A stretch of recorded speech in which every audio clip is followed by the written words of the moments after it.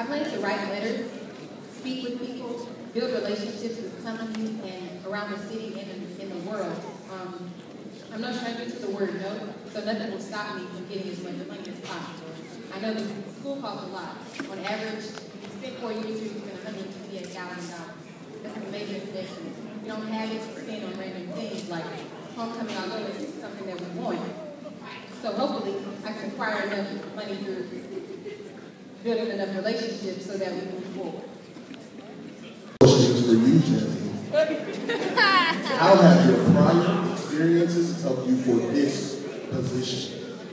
Okay, well, my prior experiences have helped me because they have molded me into becoming a great SGA treasurer. I was the freshman class, the sophomore class, and I currently am the junior class treasurer, as well as being the previous treasurer for the NAACP. I was able to meet with a vast amount of students in order to acquire funds in order for membership. We had a successful trip to a state convention. I was able to help mold everything together in order to make that trip successful. Fred, please elaborate on your system of affordability.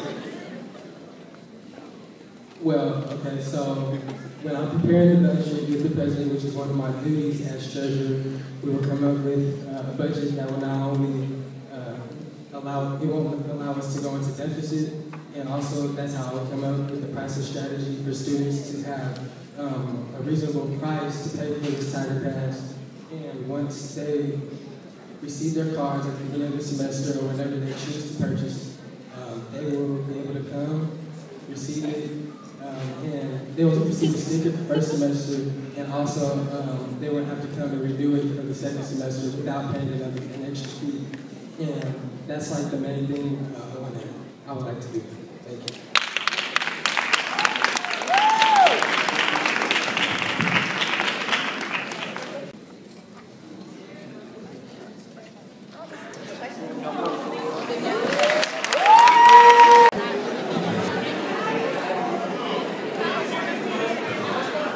This question is for all judicial candidates. How will you effectively inform students of their rights? How will I effectively inform students of their rights? I'm a part of different organizations. I used to be part of the Tennessee NAACP. I'm a literature man, mathematics, and I'm part of the library organization on campus. I will inform people about their rights on a daily basis.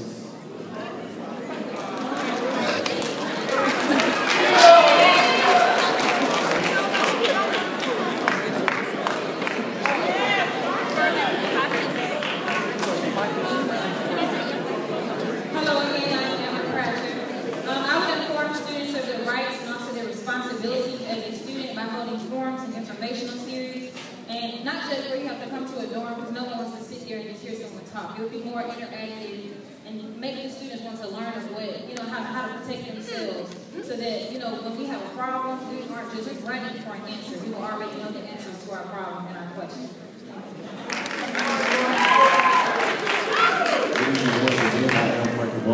Some ideas I had were, like this practice said, to host forums. I was thinking about doing that for my campaign, but with the Greek weeks and things going on, they kind of conflicted. Well, for me, it's just like kind of person. I know I talked to a group of young men who stayed in Bethune who had a problem with bed bugs. And that was just a personal thing, so I went out of my way and went to Residence Life and found the process to get your room changed. So for anyone who does have bed bugs, the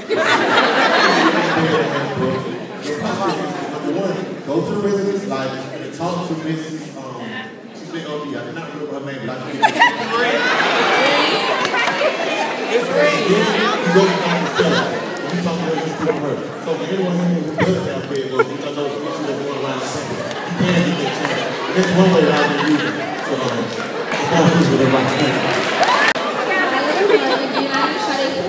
I plan to effectively inform students of their rights on campus, first and foremost by making sure that everybody is aware that there is a Tuskegee University handbook. And in that handbook that you guys can read, there are a list of rules and regulations that you guys are supposed to know. Aside from that, like my opponent said, I do plan on having forums. Being a political science major, I know that I'll be able to invite people to political science meetings, not just to talk about, our major, but to also talk about the regulations of Tuskegee University. Thank you.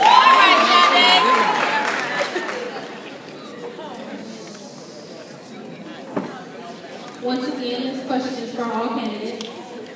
What are the main issues on this campus, and how do you plan on fixing them?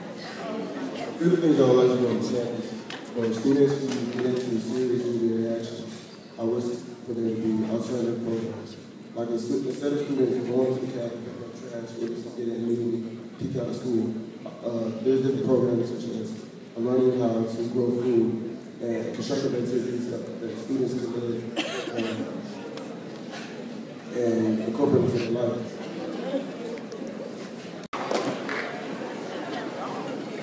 Okay, two major problems on campus are that there are students who are having to leave this campus who are very capable of being here because they are losing scholarships. And also, there are students leaving here because they're being kicked out, obviously for judicial problems, but the problem could have been solved with a fine or community service. What I plan to do to protect the students, as I've been telling you, is that, you know, I want to protect you. I want to make sure that you know your rights. That way you don't just accept being kicked out. As I've been telling many of you, the cure for cancer can be in a student who's being kicked out tomorrow because they did not know that they could do something to change their circumstance. So what I would do would be the person to be there by your shoulder, by your side, to let you know that there is a different way to handle that problem, to make sure you stay here with your spirit.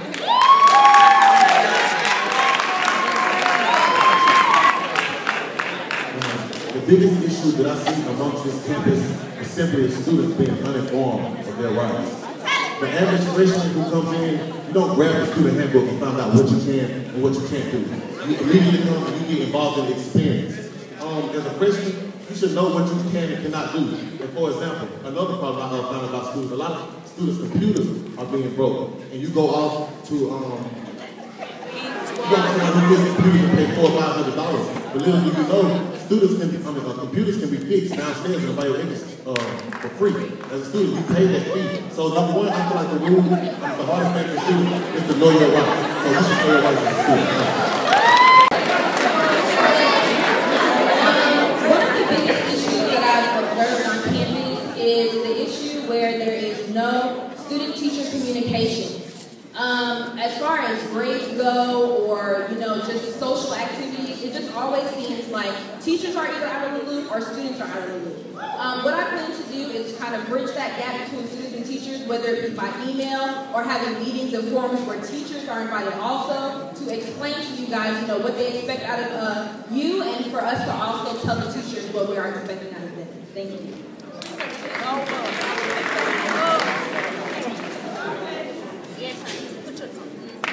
At this time, candidates